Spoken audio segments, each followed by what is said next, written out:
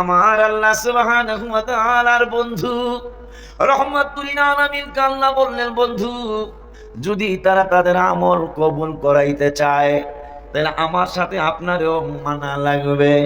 আমার আল্লাহ মুমিন কেমনে হওয়া যায়? অলিউল্লাহ আশিকে বললে তারা মানবে না, মারুফুল্লাহ আশিকে বললে তারা মানবে না, সভাপতি জাকির মিয়া বললে মানবে না, প্রধান অতিথি বাবুল প্রধান বললে তারা মানবে না। আমার আর একজন ভাইজান কি জানো হাজী নুরুল ইসলাম বলে ওরা মানবে না। মাওলানা আমার বড় ভাই কতদিন জানি উদয় হয়ে গেল, শায়েখ আবু বকর আনসারী বললে ওরা মানবে না। এই জন্য ইমানদার কেমনে হওয়া যায় আমি আল্লাহ বলে দেই। আমার আল্লাহ 26 পারার সূরা হুজুরাতের 15 নম্বর আয়াতে ইন্নামাল মুমিনুনা আল্লাযীনা তাহারাই ইমানদার, তাহারা কাহারা ওয়া আমানু বিল্লাহি ওয়া রাসূলি, যারা আল্লাহর উপর ঈমান আনে এবং আপনি রাসূলের উপর ঈমান আনে, আমি আল্লাহ বলে দিলাম এই মানুষগুলো ইমানদার। এরপরে আবার আল্লাহ শর্ত দিয়েছেন শুধু ইমানদার হইলেই হবে না, অতঃপর আমার বন্ধুরে তারা আর কোনোদিন সন্দেহ করবে না। যদি তোমার ঈমান যদি তুমি টিকিয়ে রাখতে চাও আমার আল্লাহ পরামর্শ দিলেন, আমার আল্লাহ পরামর্শ দিলেন উম্মতে মুহাম্মাদিরা রে, আমার বন্ধুর উপর ঈমান না আনলে তোরা ইমানদার হবি না, তবে আমার বন্ধুরে মাইনা তখন তোরা ইমানদার হয়ে যাবি। হওয়ার পরে সুম্মা মানি অতপর লামিয়ার তাবু, অতপর ঈমান আনার পরে আর কোনোদিন কোনো কালে আমার নূরের নবীরে সন্দেহ করবি না। সন্দেহ কেমনে করবেন? মুসলিম শরীফের একটা হাদিস মনে হলো, ওয়ান জাবির ইবনে সামুরাতা রাদিয়াল্লাহু তাআলা আন قال رسول الله صلى الله عليه وسلم إني لأعرف حجرا بمكة كان يسلم علي قبل أن أبعث إني لأعرفه الآن إمام محمد একবার ইয়া রাসূলুল্লাহ বলে ডাক দেওয়া।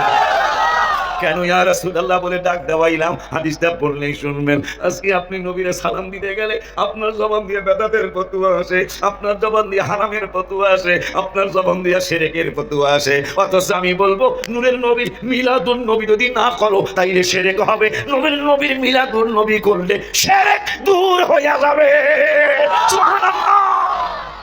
বলে হুজুর দলিল কোরআন শরীফ। মারহাবা। মিলাদুন নবী না করলে শিরক হবে। বলে হুজুর কেমনে? দলিল সাথে সাথে দলিল, কুল হুয়াল্লাহু আহাদ। আমার আল্লাহকে বলেন, কি বলবো? হুয়াল্লাহু আহাদ, তিনি এক, অদ্বিতীয়, তার কোনো শরীক নাই। আর কি? আল্লাহুস সামাদ। আর একটু জানায় দেন ঝালপুরির মানুষের কি আমার আল্লাহ অমুখাপেক্ষী। সুবহানাল্লাহ। লাম ইয়ালিদ ওয়া লাম ইউলাদ। মিলাদুন নবী না করলে শিরক হবে, করলে শিরক দূর হবে। যারা করবেন না তারা শিরক করতেছেন। কেমনি? আমার আল্লাহ লাম ইয়ালিদ ওয়া লাম ইউলাদ, আল্লাহকে কেউ জন্ম দেয় নাই, আল্লাহ কাউকে জন্ম দেন নাই। কত মজার কথা রে বাবা। আমার আল্লাহ লাম ইয়ালিদ ওয়া লাম ইউলাদ, আল্লাহকে কেউ জন্ম দেয় নাই, আল্লাহ কাউকে জন্ম দেন নাই। আমার আল্লাহ রাব্বুল আলামিন কয়, বন্ধু রে, আপনার শুভাগমন আছে। শুভাগমন জন্মের আরেকটা বাংলা হলো শুভাগমন। আমরা জন্ম কইলেও গুনাহ হবে না, কিন্তু আমরা সম্মানের কারণে শুভাগমন বলি। আমার নূরের নবীর জন্ম আছে, আমার আল্লাহর জন্ম নাই, ইন্তেকাল নাই, তাকে কেউ জন্ম দেন নাই, তিনি কাউকে জন্ম দেন নাই। কিন্তু আমার মায়ার নবী নূরের নবী শুভাগমন করেছে। নূরের নবীর পিঠ মোবারক থেকে আমাদের নূরের নবীর সন্তানাদি আমার আল্লাহ দিয়েছেন।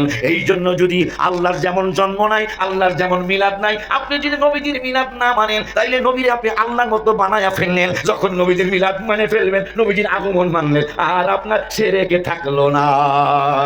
মারহাবা।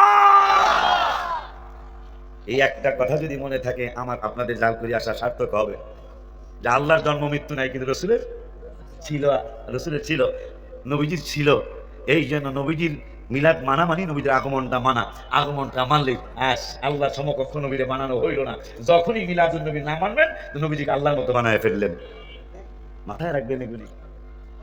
আব্বা জানলারে আপনারা ওঠেন না, না উঠলে মাছ চালন যায়, আপনারা ওঠেন না, এটা তো ঠিক না, এটা ঠিক না। এই পাগলার আতরটা দিয়ে দাও সবাই রে, কারণ স্টেজে আতর উপহার রে, তোর একটা কাম হয়ে গেছে। ইনশাআল্লাহ।